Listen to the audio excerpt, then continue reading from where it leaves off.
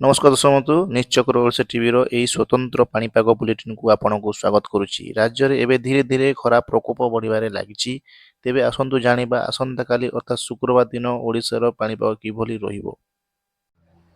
पाणीपाग विभाग सूचना अनुसार आसंता काली पश्चिम ओडिशा रे ताती अधिक अनुभूत हेबो।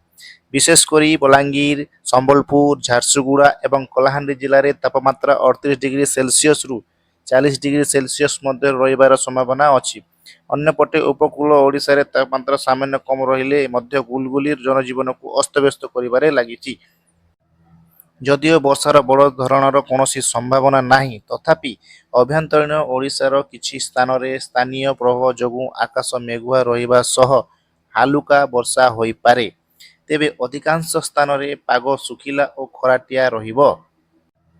जदिओ वर्षार बड़ धरणर कौनसी संभावना नाही, तथापि अभ्यंतरीण ओडिशार किछि स्थान रे स्थानीय प्रभाव जोगु आकाश मेघुआ रहिबा सह हालुका वर्षा होइपारे। तेबे अधिकांश स्थान रे पाग सुखिला और खराटिया रहिबो।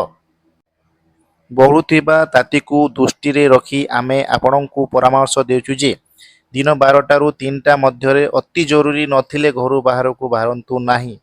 काहेकि ना प्रचुर परिमाण में पानी पियंतु एवं सांगरे छता और खाद्य पानीय रखंतु। विशेषकर आम चाषी भाई माने विशेषकर जो माने पोल्ट्री फार्मिंग करूछंती से माने निज फार्म रे तापमात्रा नियंत्रण पाई उपयुक्त व्यवस्था करंतु एवं कुकुड़ा मानकु ठंडा पानी और इलेक्ट्रोलाइट प्रदान करंतु। पाणीपागर एभली अपडेट पाई आम चैनल को सब्सक्राइब करंतु।